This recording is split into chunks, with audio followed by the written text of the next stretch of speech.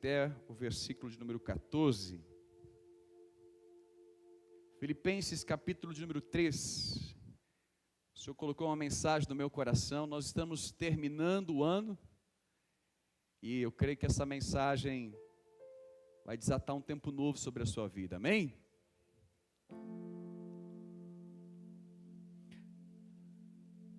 Filipenses capítulo 3, nós vamos ler do 1 até o 14, pode colocar no 1 então.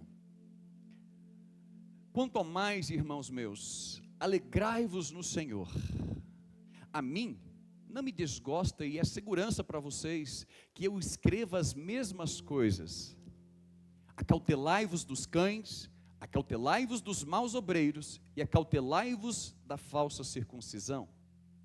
Porque nós é que somos a circuncisão, nós que adoramos a Deus no Espírito e nos gloriamos em Cristo Jesus, e não confiamos em nossa carne. Bem que eu poderia confiar também na carne.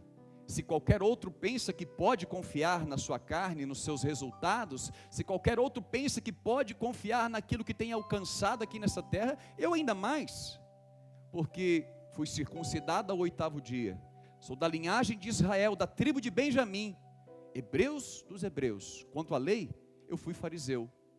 Quanto ao zelo, eu cheguei a perseguir a igreja de Jesus por causa do zelo pela doutrina. Eu queria uma doutrina pura e eu entendi que a igreja de Jesus parecia uma ameaça. Eu fui tão zeloso que eu persegui a igreja a ponto de entrar em suas casas, tomá-los presos e levá-los diante de um sinédrio, e até mesmo consentir na morte, como foi a morte de Estevão. Olha só, e quanto à lei, eu fui irrepreensível, não havia nada que pudesse me julgar. Mas olha, o que para mim era lucro, o que para mim deveria ser um motivo de alegria, um motivo de me gloriar, isso eu considerei como perda, por causa de Jesus. Sim, deveras considero tudo como perda, por causa da sublimidade do conhecimento de Cristo Jesus, meu Senhor, por amor do qual eu perdi todas as coisas, e as considero como refúgio, como lixo, como esterco, para ganhar a Jesus, e ser achado nele, não tendo justiça própria, que procede da lei, senão aquela que é mediante a fé em Cristo, uma justiça que não procede do homem, uma justiça que não procede de mim mesmo, mas ela procede de Deus, e a base dela, o que sustenta essa justiça é a fé, para conhecer, e o poder da ressurreição, e a comunhão dos seus sofrimentos, conformando-me com ele na sua morte, para que de algum modo poder alcançar a ressurreição dentre os mortos. Não que eu já o tenha recebido ou tenha obtido a perfeição, mas prossigo para conquistar aquilo pelo que também fui conquistado por Cristo Jesus. Irmãos, quanto a mim, não julgo havê-lo alcançado, mas uma coisa eu faço, esquecendo-me das coisas que para trás ficam, e avançando para as que estão diante de mim, prossigo para o alvo, para o prêmio da soberana vocação de Deus em Cristo Jesus. Aleluia, dê glória a Deus.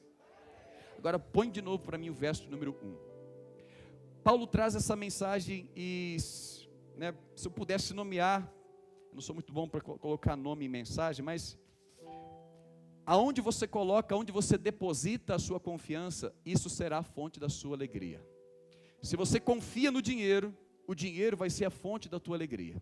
Se você confia no seu próprio braço, na sua carne, como Paulo ali citou alguns resultados da vida dele, se você confia nos resultados que você teve em 2024, olha, esse vai ser a fonte da tua alegria. O resultado hoje existe, amanhã pode passar.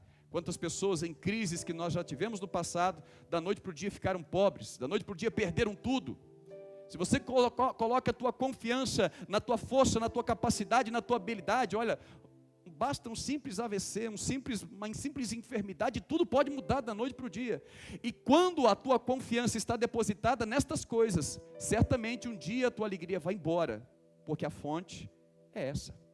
Então Paulo ele nos ensina alguma coisa, e talvez você entrou aqui desanimado, talvez tem gente que está me assistindo desanimado, porque o ano 2024 não foi um ano bom para você. Você olhou para o resultado de 2024, olhou, muitas coisas deram errado, alianças se romperam, você talvez financeiramente não foi como você planejou, as suas expectativas não deram certo, está frustrado hoje.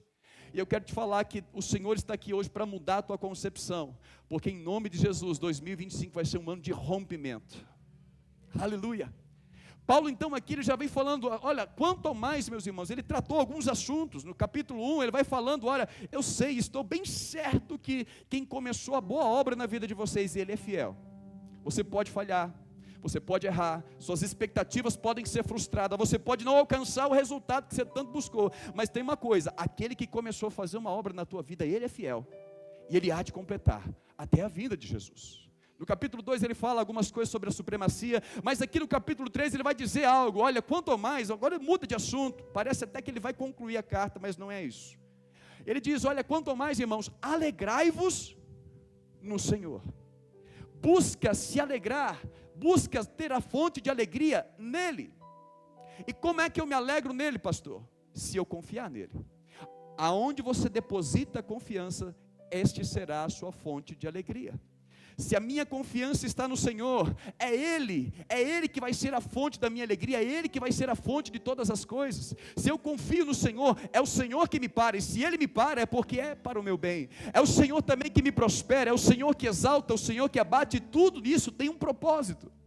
Mas quando eu coloco minha confiança em coisas erradas, isso pode trazer uma perda, um dano, uma frustração, e muitas pessoas se perdem nisso.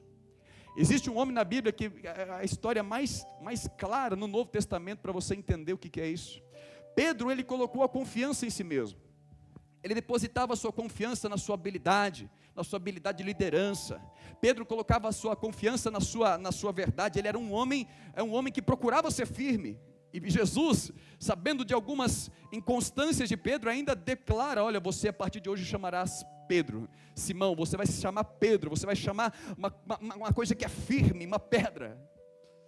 Mas Pedro, ele tinha uma autoconfiança, e a confiança dele estava depositada em si mesmo. Um dia ele chega para Jesus, e Jesus fala, olha Pedro, olha, o filho do homem vai ser entregue, vai morrer e tal, olha Senhor, não, eu vou contigo até a morte. E Pedro, antes que o galo cante, você vai me negar 3 vezes. Não, Senhor, olha, o Gustavo pode te abandonar, a Isabela pode te abandonar, o pastor Adriel ali, ele pode te abandonar, porque ele é mais novo na fé do que eu, mas eu não, Senhor, eu vou contigo até a morte. O que Pedro estava falando com Jesus? Eu confio no meu taco, Senhor, o Senhor está enganado, o Senhor está olhando para mim, você está me julgando pelas aparências, mas eu confio. E esse foi um dos grandes problemas de Pedro. Confiar demais em si mesmo, ele depositou a confiança em si, e existe um texto em Jeremias, capítulo número 17, que diz, que maldito é o homem que faz do seu braço a sua força, que confia no seu braço, que faz da sua carne a sua força. Ele é como árvore plantada no meio do deserto, certamente, mais cedo ou mais tarde, ele vai acabar murchando, porque a fonte dele está seca. Uma árvore no deserto não tem fonte para se alimentar. O homem que confia em si mesmo, põe a confiança em lugar errado, mais cedo ou mais tarde vai se frustrar, vai estar triste, vai desanimar e vai querer largar a toalha. Isso aconteceu com Pedro. E de repente, Pedro, olha, Satanás pediu para se andar, ele achou uma legalidade. Qual era a legalidade? Autoconfiança, independência. Muitas vezes nós, quando aprendemos a fazer as coisas de Deus, nós começamos a nos tornar independentes e confiar naquilo que a gente já conhece. Irmãos, e talvez você fez muitas coisas até 2024 e deu certo até aqui, mas eu quero te ensinar que a partir daqui, ainda que deu certo até 2024, em nome de Jesus, a partir de hoje você vai sair daqui colocando a tua confiança no Senhor. Não é numa meta, num método, não é em alguma coisa que funcionou, ou alguma coisa que deu errado. A tua confiança é o Senhor, porque Ele está no controle da tua vida. E aí, não confiando na palavra do Senhor, confiando em si mesmo, logo à frente, Jesus está sendo ali açoitado. Pedro ali acompanhando Jesus, ele vai procurar se aquentar numa fogueira, e quando chega ali as pessoas, você é um deles, o teu falar te condena. Não. Eu não conheço, não sei do que você está falando. E ele continua e nega Jesus 3 vezes diante do próprio Cristo que estava lá vendo a cena, irmãos. Agora imagine, Pedro ficou tão triste ele entrou uma amargura, chorou amargamente, que quando ele vai encontrar Jesus novamente agora, Jesus ressuscitado na praia, está lá ele e os seus irmãos pescando, ele volta a pescar, volta a fazer o que fazia antes, volta a depositar sua confiança no que fazia antes, e ele estava lá pescando, de repente alguém na praia diz: ei, tem algum peixe aí? Era Jesus. Joga a rede à direita do barco, e quando ele vê o milagre, a maravilha, ele sabe, é o mestre, e imediatamente ele procura uma veste, imediatamente ele vem um temor sobre ele, porque ele era um homem, ali se considerava um homem pecador, um homem indigno, aquela frustração.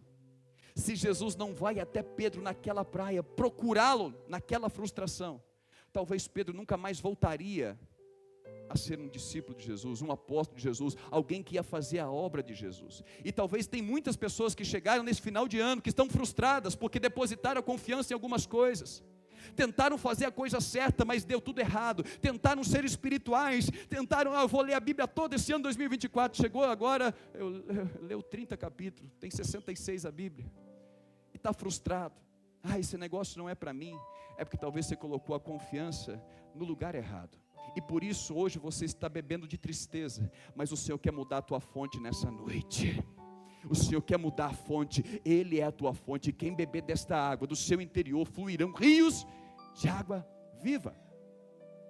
Então Paulo ele vai contrastar para nós algumas coisas que ele diz no primeiro versículo: quanto ao mais, alegre-se nele, alegrai-vos no Senhor. E olha, a mim não me desgosta, e a segurança, o que eu vou falar para vocês agora, porque se você não se alegrar nele, você vai ter o perigo de cair numa cilada. O verso de número 2, acautelai-vos, tome cuidado, se você não se alegra nele, você vai ser tentado pelos cães, você vai ser tentado pelos maus obreiros, e você vai ser tentado pela falsa circuncisão. Quantas vezes nós somos tentados? Aqui são 3 coisas que podem representar pessoas distintas ou a mesma pessoa. Eu acredito que seja a mesma pessoa. Quando Paulo fala cautelai-vos dos cães, hoje um cão é um objeto de luxo. Um cão hoje pode custar 13, 14, 15, 20 mil, 50 mil reais pode custar um cão hoje. É um objeto de luxo, mas no tempo de Jesus não, os cães eram animais selvagens, eram animais que viviam em bando, e os animais em bando são assim.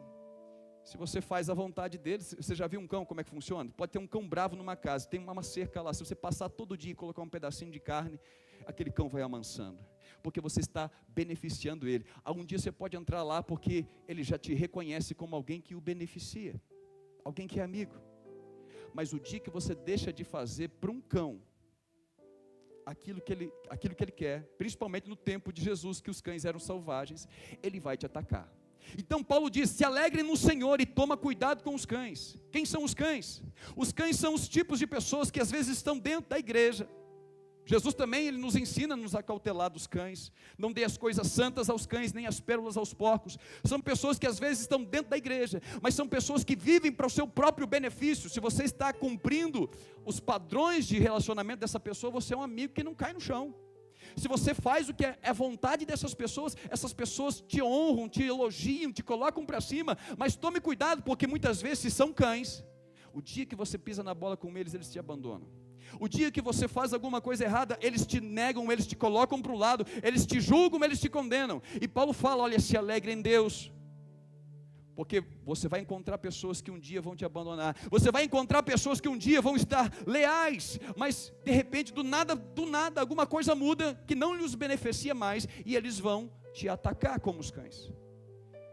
Alegre-se no Senhor, mas acautelai-vos dos cães, acautelai-vos dos maus obreiros. Quais são os maus obreiros? Aqueles que ainda sim estão dentro da igreja do Senhor, mas eles não pregam a verdade do Senhor que liberta. São obreiros que estão trabalhando não por causa da graça, obreiros que querem misturar as ordenanças da lei testamentária com o Novo Testamento. Uma coisa é a lei, irmãos, uma coisa é o decálogo. Os 10 mandamentos são leis morais, e se você cumprir as leis de Deus, Deuteronômio capítulo 28 declara uma promessa, e Deus ele é fiel, ele não mente. Se você ouvir a palavra do Senhor e a praticar, se você ouvir estes mandamentos e praticar, você vai ser abençoado ao entrar, vai ser abençoado ao sair, vai ser abençoado na cidade, vai ser abençoado no campo, vai ser abençoado o fruto da tua amassadeira, vai ser abençoado o fruto dos teus animais. Você vai ser abençoado. Só que o mau obreiro, ele fica parado nisso aqui. O mau obreiro, ele não está te colocando, não está depositando em você uma esperança da eternidade, ele está colocando em você uma esperança dos seus resultados. E aí mistura ordenanças. Paulo estava falando que havia pessoas naquela época que iriam circuncidar os homens. Não, se você converteu, agora você tem que circuncidar. E Jesus deixou para nós apenas 2 ordenanças, que é o batismo e a Santa Ceia. Então as ordenanças não valem mais, eu não tenho mais que pagar pelo pecado, Jesus é a oferta pelo meu pecado. As ordenanças não valem mais, a lei é boa, mas ainda assim, não basta eu viver pela lei e estar longe da eternidade. E por último, acautelai-vos também da falsa circuncisão. Porque quando tudo dá errado, você vai começar a pensar que você precisa fazer coisas. A falsa circuncisão, eu preciso entrar dentro de um molde, de um padrão, para que as coisas comecem a acontecer certo. E se você está frustrado aqui nessa noite, eu quero falar que Jesus está aqui para te curar, para restaurar a tua visão, em nome de Jesus. O que é a falsa circuncisão, irmãos? A falsa circuncisão é uma vida religiosa. A falsa circuncisão é dar mais importância para a aparência do que a essência que você está carregando. Jesus, ele falava isso dos fariseus: olha, vocês, fariseus hipócritas, por fora vocês têm uma aparência, caiados, estão caiados, como sepulcros caiados, bonitinho, talvez tenha até uma flor ali no sepulcro, alguma coisa, mas dentro de vocês, a essência de vocês tem podridão. Vocês têm inveja, vocês estão matando uns aos outros, não matam com uma faca. Por isso que eu agora dou uma lei, eu porém vos digo, se matar é réu do juízo, eu porém vos digo, hoje, se você irá e proferir insulto contra o teu irmão, você já vai ser um réu de juízo. Porque o que importa não é o que todo mundo está vendo. A falsa circuncisão é quando você começa a buscar aprovação nos homens, é quando você começa a buscar aprovação aqui da terra. Esta é a falsa circuncisão. Quando você procura ser aprovado das pessoas que estão te enxergando, e não liga para aquilo que está sendo visto pelo Deus que está no céu. A falsa circuncisão é se preocupar mais com a carne do que o espírito. A falsa circuncisão, ela também pode significar fazer a obra de Cristo não ser suficiente. Não, só o pecado, só a obra de Jesus na cruz não é suficiente, eu tenho que fazer mais alguma coisa, eu tenho que pagar mais alguma coisa para que eu seja digno de receber. Coloca aí para mim, por favor, Provérbios capítulo 16, o verso 2. O que é falsa circuncisão, pastor? É eu fazer as coisas para ser aprovado. Você pode olhar para mim aqui e ver um cara da voz, tá bonitinho, pelo menos eu penso, né? Porque foi a minha mulher que me vestiu, tá bonitinho, de terno, de coisa e tal, então ele é um homem santo, olha como fala, olha como está. Você pode estar olhando uma coisa aqui, mas Deus está olhando aqui dentro do meu coração. E a Bíblia me diz o seguinte: olha, todos os caminhos do homem são puros aos seus próprios olhos. Mas o Senhor não está julgando o que nós estamos vendo com os nossos olhos. O Senhor está pesando o espírito. Alegrai-vos no Senhor e tome cuidado para você não andar debaixo de uma aparência, porque Deus não vai julgar a sua aparência. Um dia chega Samuel na casa de Jessé para ungir um novo rei, e ele olha, de repente ele vê um homem alto e diz: esse cara é o próximo rei, ele tem a estatura de Saul, ele é alto como Saul, ele é forte, ele participa do exército, certamente esse cara tem habilidade e competência para tal. Mas Deus fala com Samuel: Samuel, você está olhando como o homem vê, e o homem, para o homem, quando ele está vendo, ele está vendo pureza, mas eu estou vendo uma coisa que você não está vendo, Samuel. Eu olho o espírito, eu olho o coração, e eu já encontrei um homem segundo o meu coração. Talvez um dos motivos da sua tristeza aqui hoje, é porque você foi julgado por alguém da igreja, é porque você foi repreendido por alguém de uma maneira injusta, e você está chateado, está triste. E quando você busca a aprovação do homem, certamente você vai precisar ser aprovado do homem todo o tempo para que você seja feliz. Mas quando você busca no Senhor e se alegra no Senhor, não é da terra que vem a tua aprovação, e sim é nele, por ele, que nós estamos gastando a nossa vida. Aleluia! Veja, coloca para mim, volta lá Filipenses capítulo 3, nós vamos ler agora do verso 4 ao verso 7. Paulo então, fazendo esse contraste, ele começa a dar o seu próprio testemunho. Olha, alegre-se no Senhor, tome cuidado com os maus obreiros, aqueles que te levam novamente a buscar meios e métodos para você se sentir bem. Não adianta ter paz com os homens e estar em guerra com Deus. É melhor ter paz com Deus, ainda que isso te custe guerra com os homens. Paulo então começa a dizer, olha, eu bem que poderia confiar na carne, eu bem que poderia confiar na circuncisão aparente, porque se alguém pensa confiar na carne, eu ainda mais, o verso 5, eu fui circuncidado ao 8º dia, eu sou da linhagem de Israel, olha, eu sou da tribo de Benjamim, aquela tribo onde veio o rei Saul, por isso eu me chamo Saulo, o mesmo nome do rei Saul. Então eu sou hebreu, hebreus de hebreus. Quanto à lei, eu fui fariseu, a seita mais rígida com a questão dos mandamentos. Se tem alguém que poderia dizer assim, olha, eu estou aprovado, sou eu. Mas o que Paulo vai dizendo, continue dizendo, quanto ao zelo, eu cheguei a perseguir a igreja, assim, e quanto à justiça que é na lei, eu fui sempre irrepreensível, verso 7. Mas aquilo que parecia ser lucro, aquilo que parecia ser vantagem, ter uma teologia, ter uma retórica, ter uma aparência, aquilo que parecia ser vantagem para mim, estava me tornando perda. A palavra aqui, isto considero como perda, a palavra zeima, significa perda, dano, prejuízo. Sabe o que estava acontecendo? Toda aquela bondade de Paulo. Eu não estou aqui pregando contra a bondade, contra caráter, porque isso são consequências de uma vida com Deus. Você não é salvo pelas obras, mas quem é salvo pratica as obras. Você vai ver quem é salvo quando ele mentia, não mente mais, roubava, não rouba mais, e de glória em glória ele vai sendo transformado, de glória em glória ele vai parecendo mais com Jesus Cristo. Você não é salvo porque você é igual a Jesus, você foi salvo para se tornar como Jesus.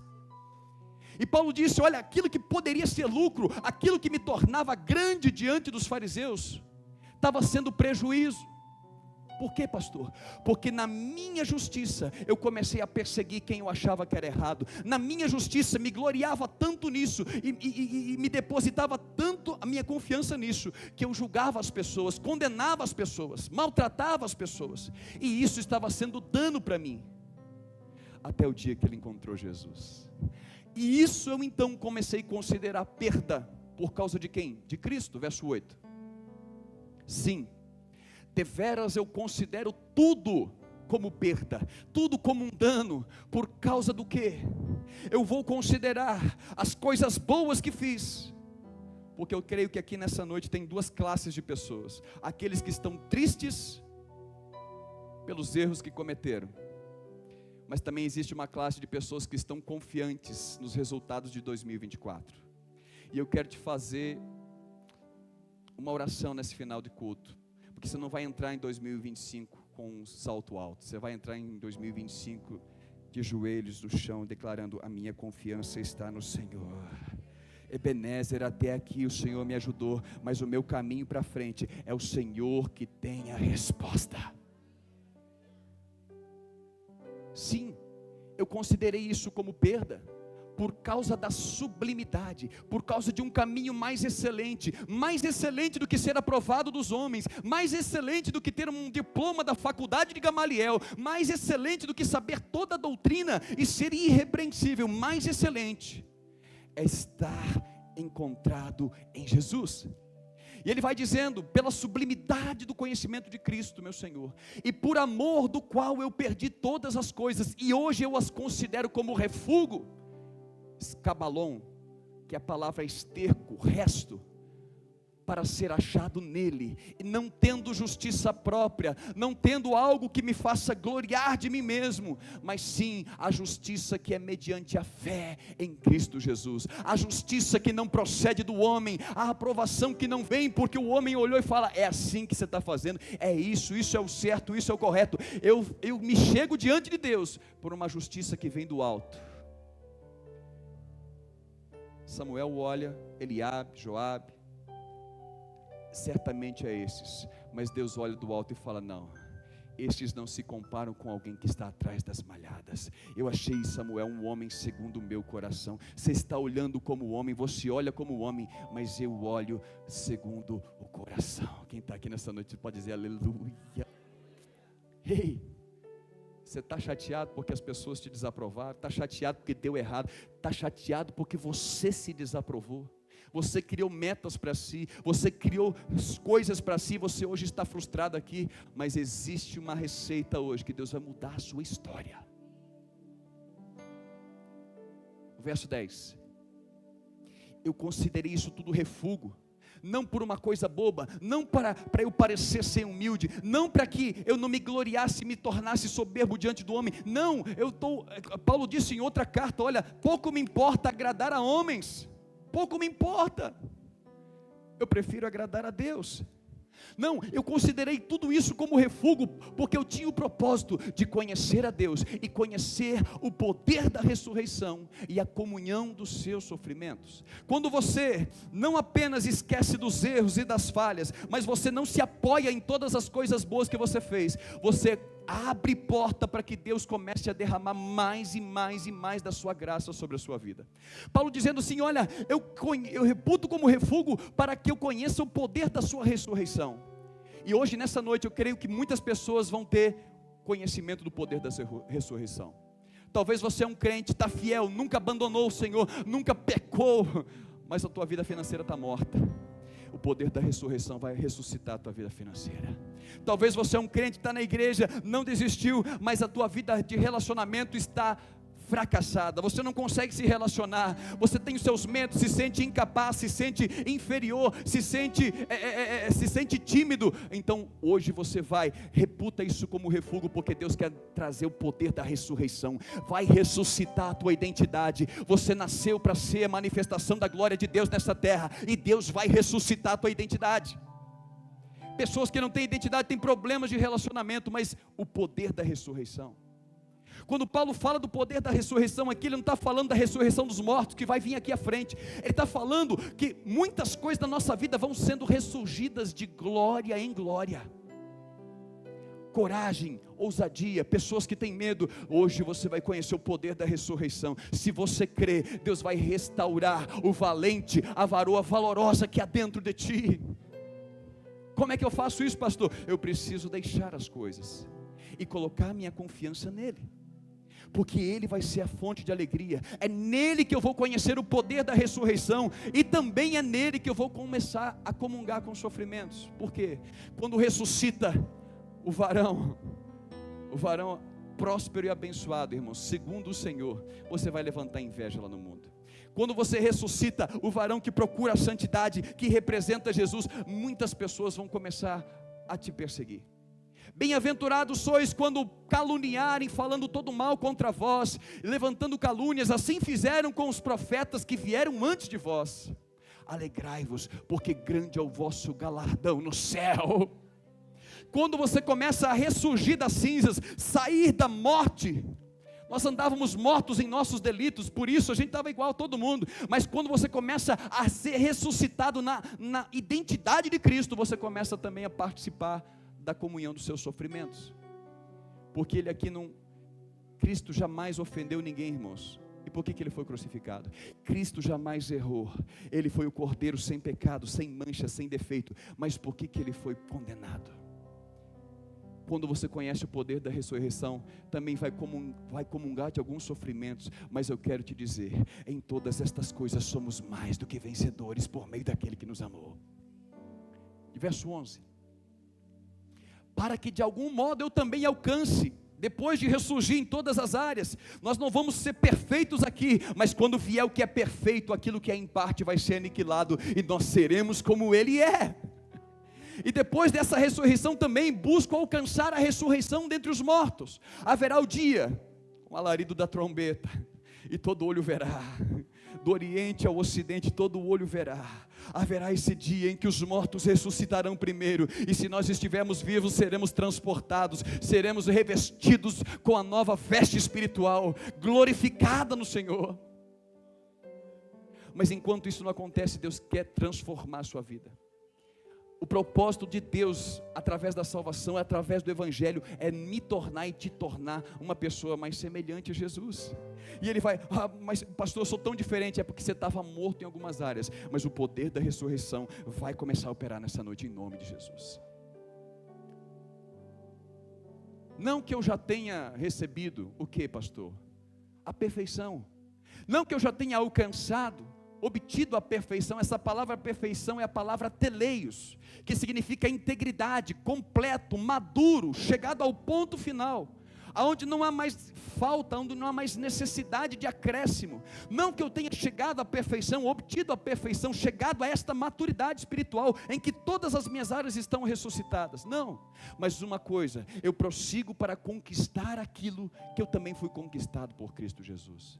Sabe por que você foi conquistado? Você ganhou a salvação aqui nessa terra para Jesus e ainda está aqui. É porque Jesus não quer apenas te salvar, Ele quer fazer você voltar a ter a imagem, a semelhança daquele que te criou. E é para esse propósito, ser perfeito como Ele é perfeito. Sede perfeito como o vosso Pai Celestial é perfeito. Sede santo como o vosso Deus é santo. É esse o propósito da salvação, e de dia após dia, quem começou a sua obra é fiel para completar.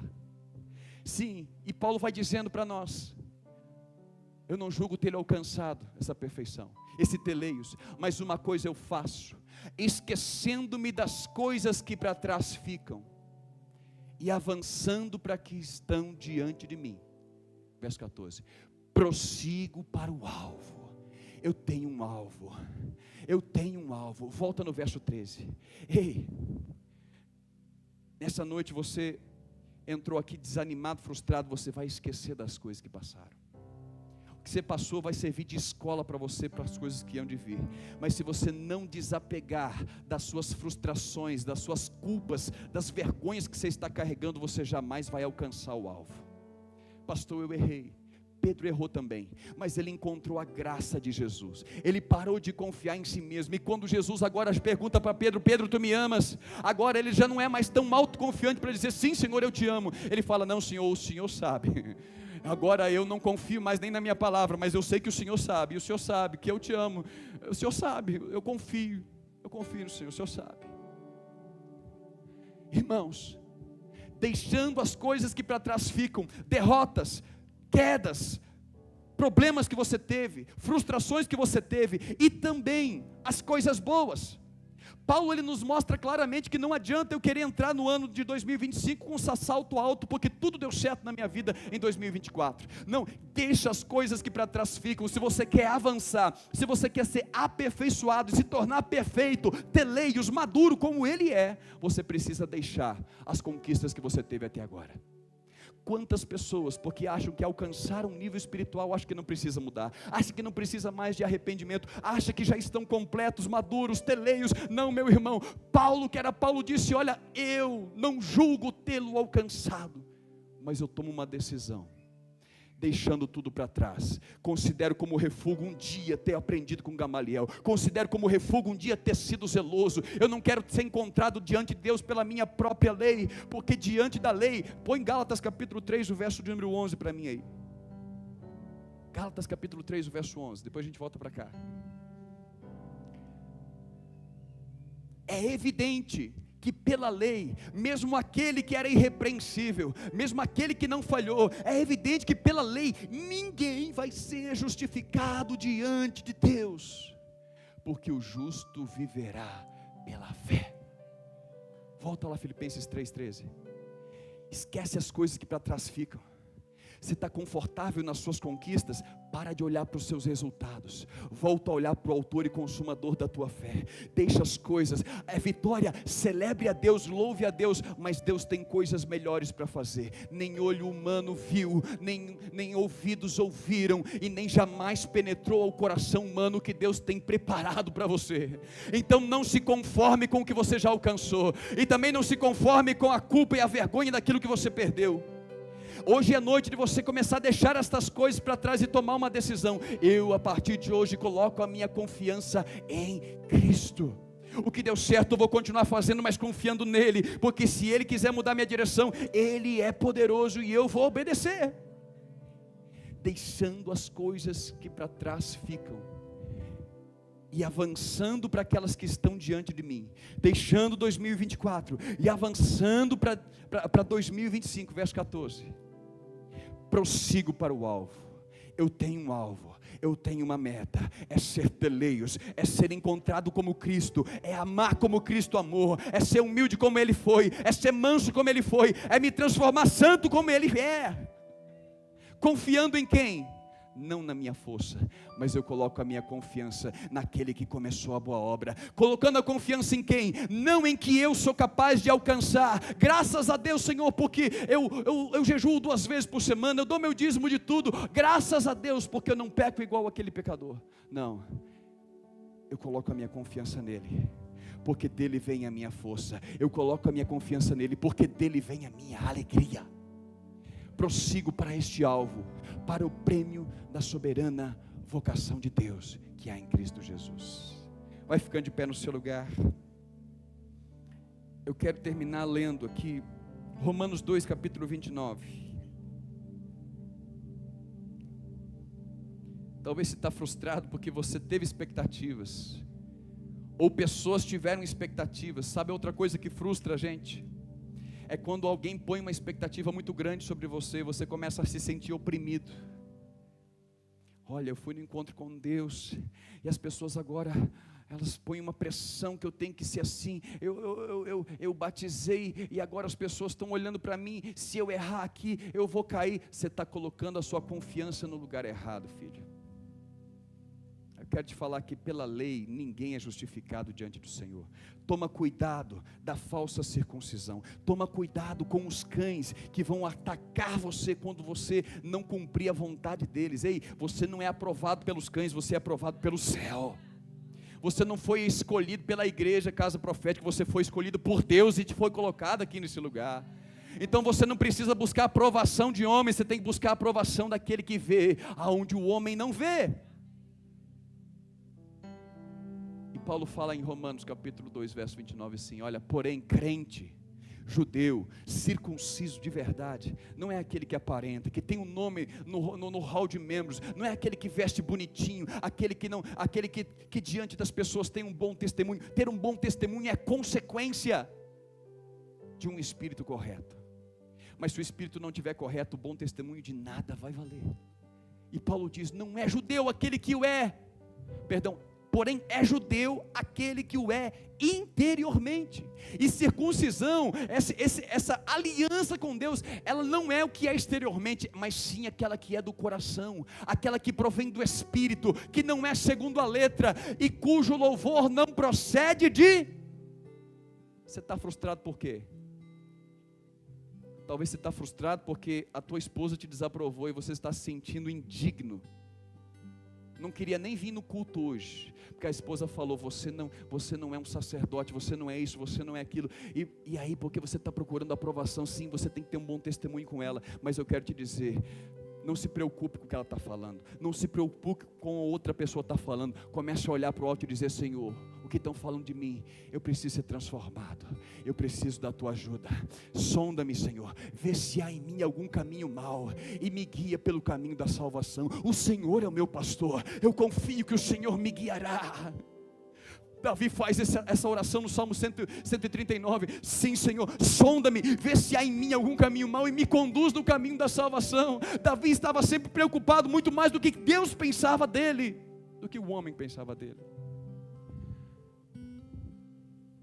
Ser crente, ser circunciso, não é segundo a letra, porque segundo a letra você pode ser louvado dos homens e ser desaprovado por Deus.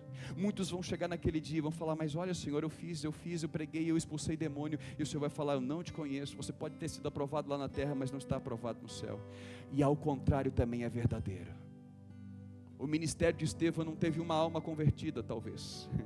Teve semente. Saulo estava lá e talvez a semente foi plantada no coração dele, mas ele foi desaprovado pelos homens na terra, mas estava sendo aprovado por alguém no céu. E quando ele está sendo apedrejado, ele se levanta e olha e diz: olha, eis que vejo os céus abertos, e em pé, à direita do trono, em pé está ali o meu Senhor.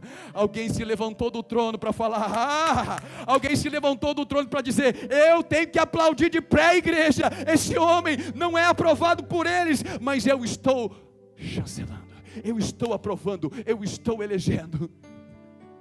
Aonde está a tua alegria? Aonde você tem depositado a tua confiança? Fecha os teus olhos. Eu quero fazer um ato profético aqui nessa noite. Aleluia.